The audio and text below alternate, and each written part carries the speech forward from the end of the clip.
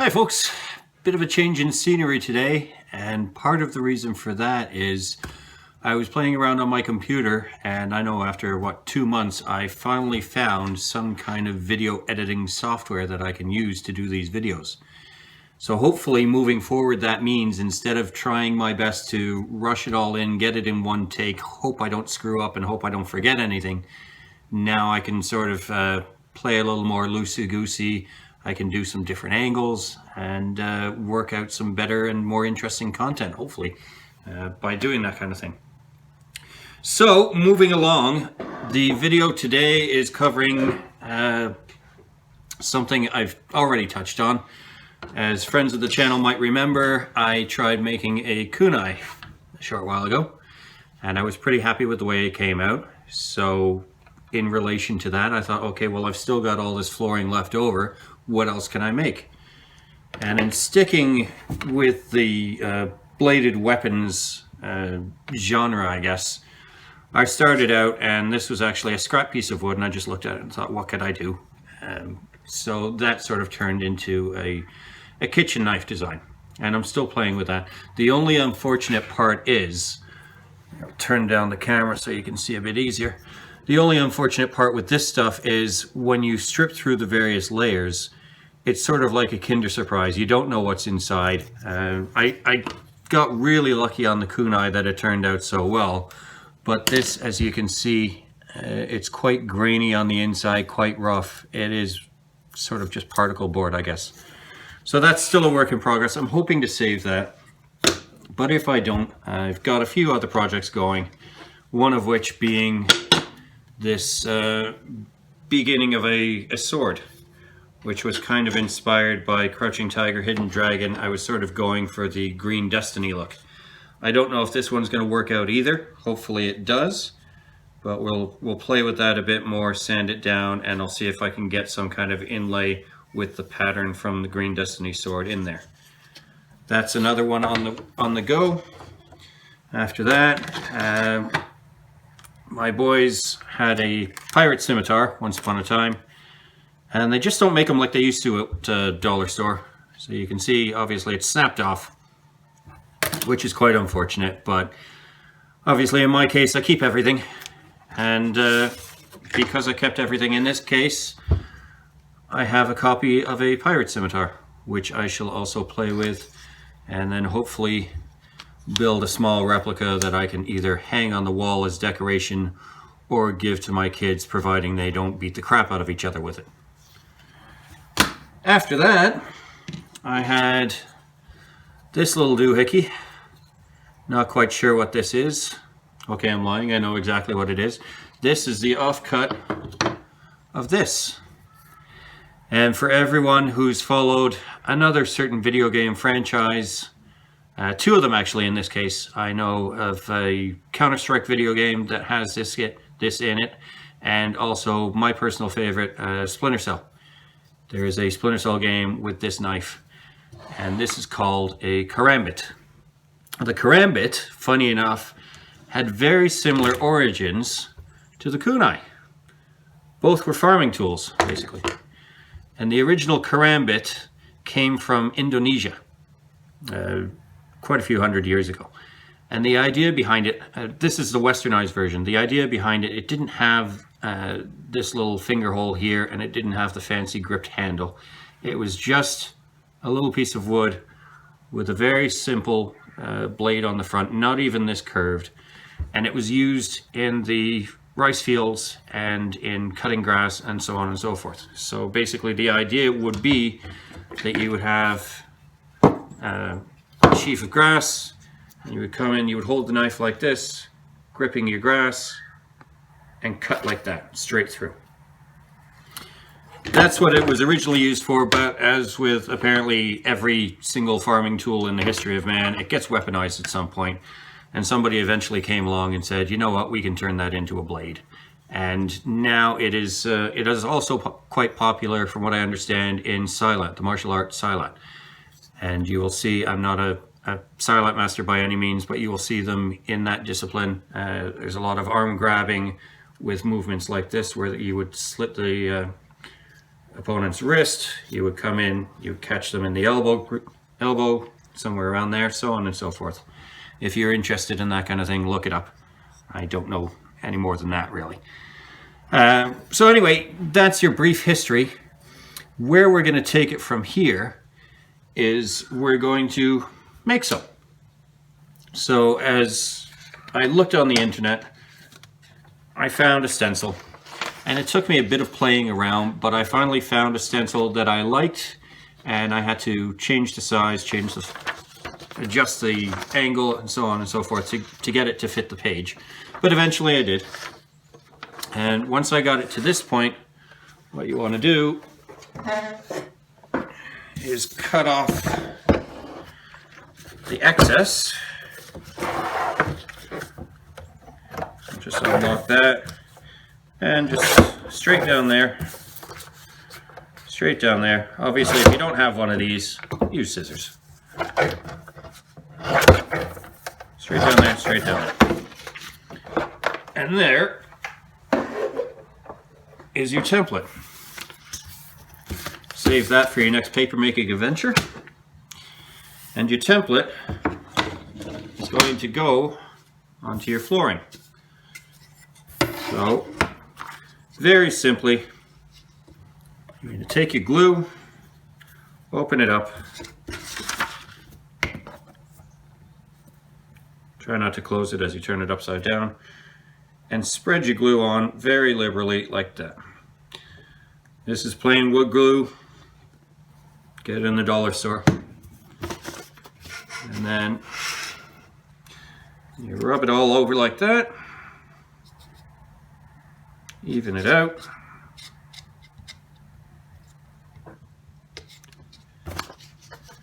Take your stencil. You can be delicate with this. I mean, if you want to use the other half for something else, put it right in the corner. But not right in the corner, because I forgot on the other side it's on a groove. So I want to get it just off the corner. A little more glue in the corner there.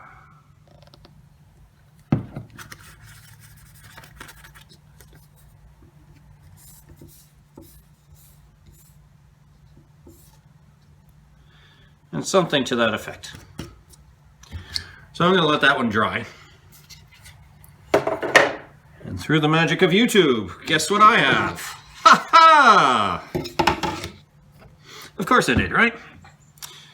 So, this has been drying for a few hours, and as you can see, this one turned out quite well. What I managed to do as well, when I put the glue on and when I put it onto the board, if you happen to have something like this, a flat piece of flooring, perfectly flat, you can push it down like that, and that gets rid of all the little air pockets and bubbles and flattens everything down, so you've got that perfectly stuck to the board, which, as you can see in this case, it is. However, don't be too worried if in the process of gluing it down you happen to do something like that. As long as you can get that line right on top to roughly match, don't worry about it. Because obviously you're not keeping the paper on the finished product, and even this line is going to be sanded down. So that gets you to that point. So what I'm going to do now is take it and put it on my scroll saw, and I'm going to cut out the shape and end up with something similar to that shape. And then of course we're going to go onto the grinder, and then we're going to go onto the planer, and then we'll do the grinder, and then we'll finish with hand sanding, and then we'll do the oil, and so on and so on and so on. But next step is to go to the scroll saw. So I'll give you that right now.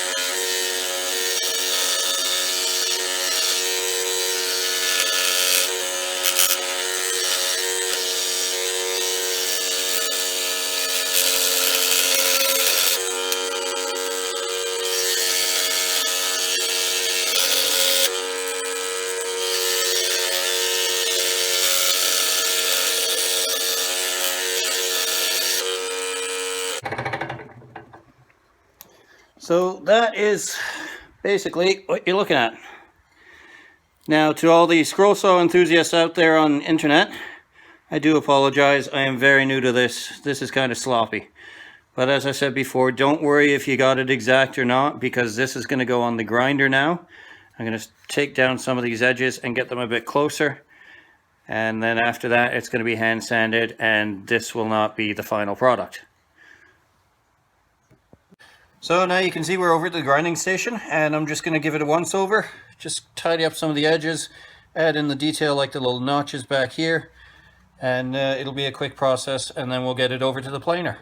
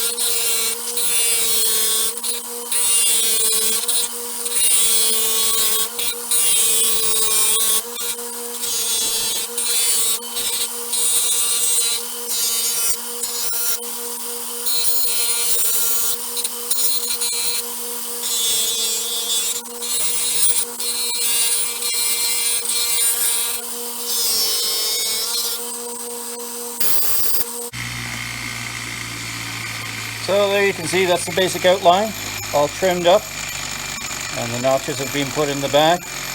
So now the next step is to put it through the planer, and that side will get stripped off, this decal will get stripped off, and it will start looking like a proper knife. Also, we've got to get that hole out of there, and we're on our way. So now we're at the point in the video where we're going to use the planer, and we're going to take all the finish off that side and take, like I said, the decal off that side, and we'll end up with something looking like that.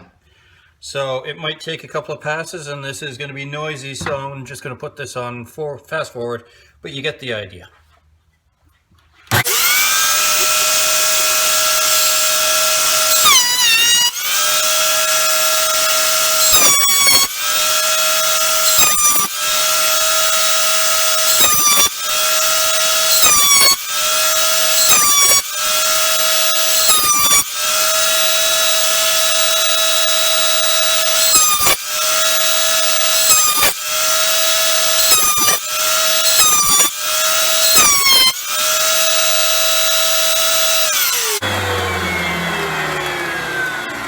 So I've passed that through several times, as you can see, and I've taken all the black finish off of there, and again my cutout on that side. The only problem is with this one as well, I ended up losing a fair bit of the blade, as you can see, because the exact same thing as what's just happened on this one happened. The end of the blade got chipped off, so I'm not going to send that through anymore. I'm just going to have to hand sand it from now on, because what happens is as soon as you try putting that through again, that whole end snaps off, and basically I had to take it back to the grinder and take all that off and make a new point there. So if you get to that same point, if you're using this type of wood, try to keep that in mind. You're going to want to have to hand sand it, because you'll end up losing quite a bit of the blade otherwise. So the more astute among you might have observed that I forgot to put the hole in the back of the blade. So I'm just going to do a quick save here, and I'm just going to take a little bit of paint and do, it's just to give me a rough idea, just colored that in the rough shape of a circle, and then we'll fix that up. Not a problem. So now, just because I've mentioned that, it's time to drill the hole. So we'll get the drill out, and we'll get an old piece of wood, so I don't damage my lovely countertop. And as you could see with the other blade, that's exactly how I did it. I just got the largest bit I had, which in this case happens to be 1/4 inch. Put it in the drill and just went right next to the edge.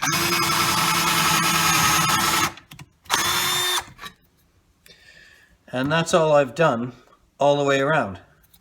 So I'm going to do the same technique here, basically. Try and keep it as neat as possible.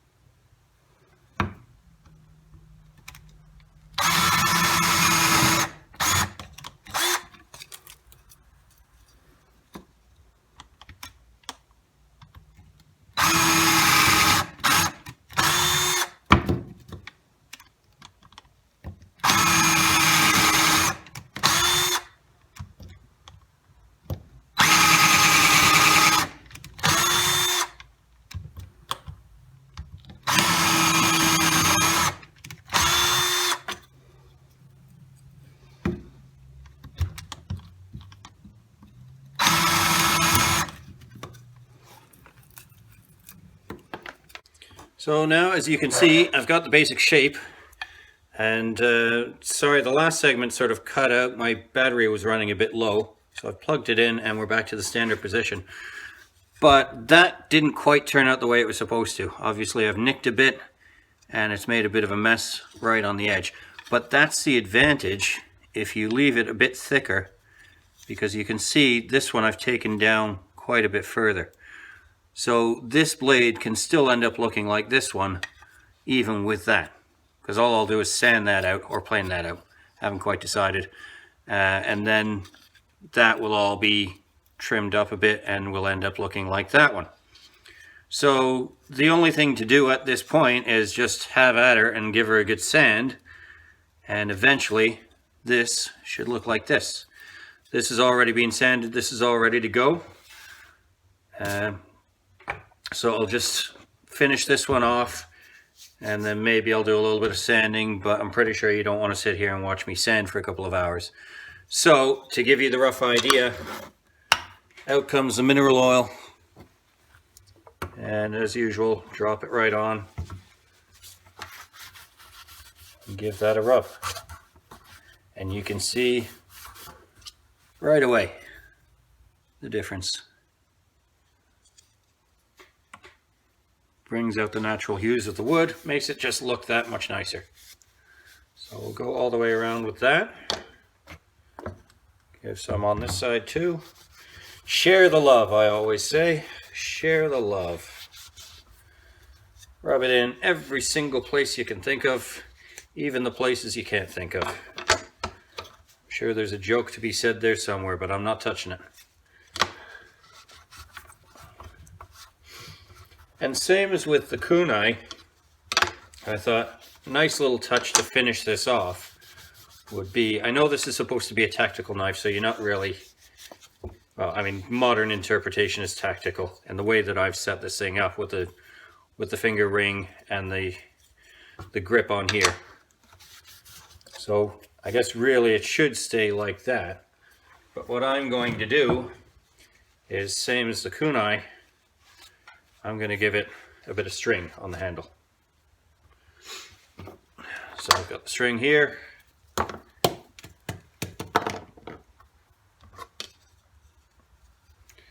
And we're just going to start with the other end, because that's the frayed one still.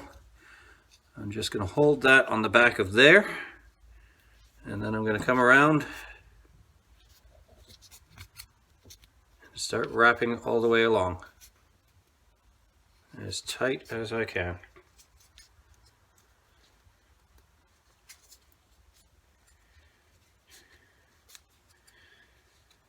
And that should make for not only a nice grip, but a fairly nice presentation to it as well.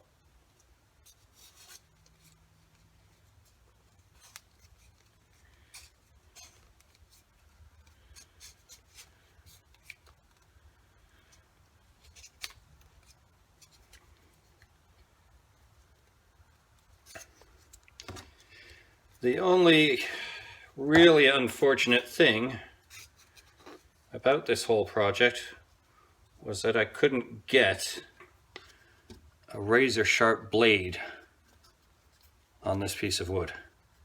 It would have been really cool to end this video by saying, oh, and by the way, it actually cuts as well. Unfortunately, it does not. But I still think that looks pretty cool. It's got a decent edge to it. I mean, if you wanted to stab something with this, you could still stab something. But you're not, I mean, here's a piece of paper. You're not really going to use it as a slicing knife. Other than that, I think that looks pretty cool. What do you think? Let me know. Thanks for watching.